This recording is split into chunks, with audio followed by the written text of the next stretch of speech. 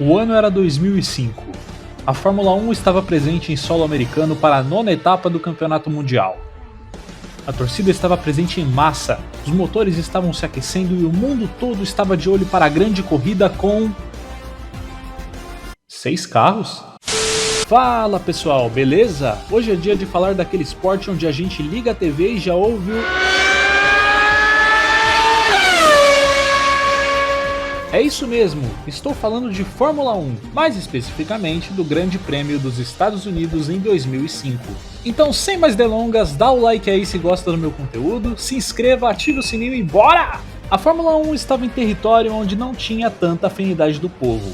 Os Estados Unidos já tinham sua competição de automobilismo favorita, a NASCAR. A explicação para essa popularidade, inclusive, é justamente tudo que a difere da Fórmula 1.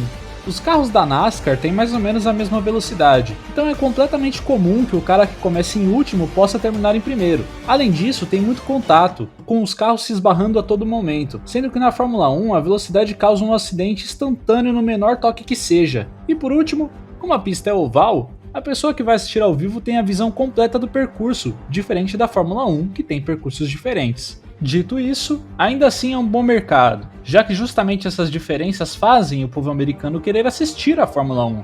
Pois na NASCAR é tudo mais do mesmo toda a rodada. A Fórmula 1 tem percursos diferentes, curvas para todo lado e principalmente velocidade. Agora que a introdução está feita, bora falar do tal GP dos Estados Unidos de 2005. O circuito escolhido era o de Indianápolis, pista famosa por ser bem balanceada, com curvas mais largas e uma boa quantidade de linhas retas para que os carros atingissem o seu potencial máximo.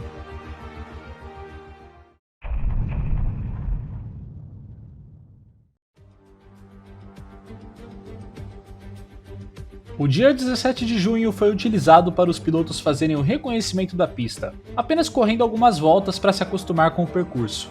E estava indo tudo bem, até o piloto Ralf Schumacher da Toyota bater bem forte na curva 13, após o pneu traseiro esquerdo do carro simplesmente estourar do nada.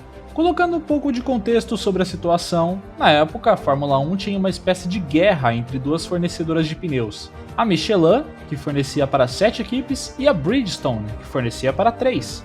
No caso, a Toyota era uma das equipes que utilizava a Michelin.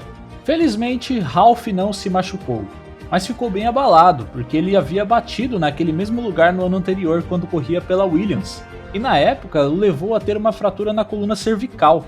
Então, por questões de segurança, Ralf foi cortado da corrida e o piloto Ricardo Zonta foi selecionado para substituí-lo. Detalhe que mais cedo naquele dia, Ricardo também sofreu uma falha no mesmo pneu e no mesmo local. A curva 13 era meio inclinada e praticamente única no circuito de Fórmula 1, e essa pequena inclinação fazia uma grande pressão no pneu traseiro esquerdo. Além disso, o trecho tinha recebido uma repavimentação com pequenos sulcos para beneficiar nas 500 milhas de Indianápolis, da Fórmula Indy. Acontece que essa alteração no asfalto acabou prejudicando ainda mais os pneus de Fórmula 1 naquela curva, então o que a Michelin fez foi encomendar novos jogos de pneus para seus pilotos utilizarem nas classificatórias do dia seguinte. Os novos jogos de pneus tinham diferentes especificações e eram do mesmo modelo utilizado no GP da Espanha, que havia acontecido mais cedo naquele ano. O negócio é que quando chegou na hora de testar, viram que os pneus recém-chegados estavam apresentando os mesmos problemas.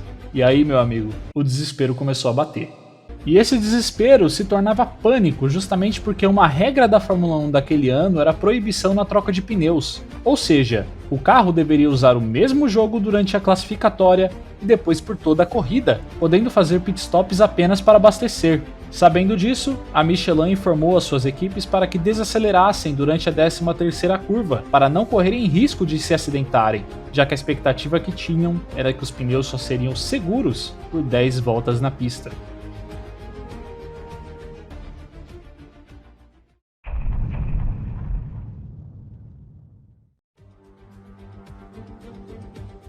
No dia 18 de junho tivemos as classificatórias, onde as posições iniciais de cada piloto na corrida eram decididas com base no tempo que demorariam para completar uma volta na pista. Mesmo com dificuldades, pilotos da Michelin completaram o percurso utilizando da sugestão de diminuir a velocidade na curva em questão e conseguiram bons tempos. inclusive com Jarno Trulli da Toyota conseguindo a pole position. Mas mesmo assim, as coisas ainda estavam feias nos bastidores, pois a Michelin queria trazer mais um novo jogo de pneus, que dessa vez acreditavam ser ideais para a corrida. No entanto, por conta da regra da FIA que falei agora há pouco, o pedido foi negado, e a última ideia que tiveram foi o de construir uma chicane na curva. Nesse momento vocês devem estar se perguntando: Tá, mas que diabos é uma chicane? Bom, para quem não sabe, uma chicane nada mais é do que uma pequena série de obstáculos artificiais colocados em um ponto do circuito para forçar os pilotos a diminuírem a velocidade. E foi então que uma grande reunião foi marcada para 10 da manhã do dia seguinte entre todos os dirigentes, chefes de equipes e Max Mosley, o presidente da FIA.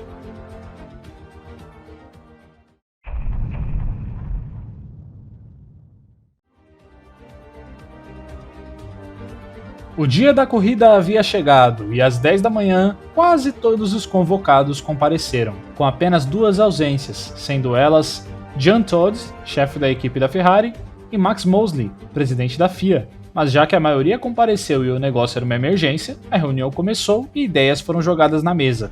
A primeira proposta nessa reunião foi que todos deveriam trocar os pneus a cada 10 voltas, mas foi rapidamente recusada. A outra foi que todos os carros deveriam reduzir a velocidade na curva 13, que também foi recusada.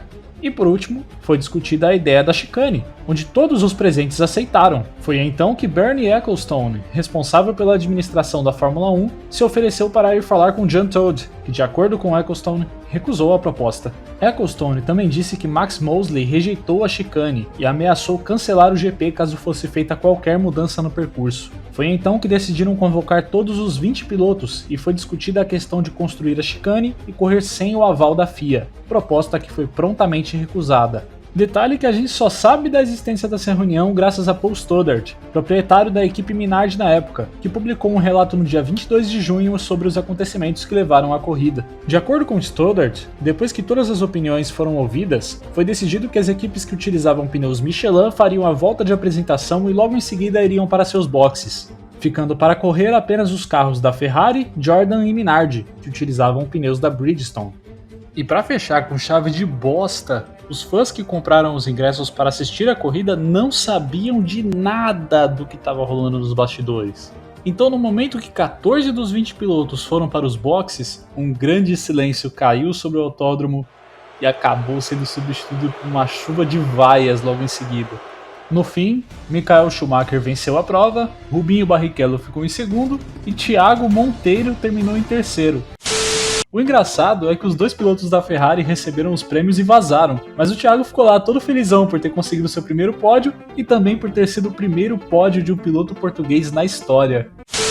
Muita gente aqui no Brasil nem lembra direito dessa corrida, já que um pouco depois de começar, a transmissão da Globo foi interrompida para passar Brasil e México pela Copa das Confederações, que também foi uma bela porcaria, diga-se de passagem. Então ficamos sabendo sobre o que rolava com algumas breves interrupções que aconteceu durante o jogo.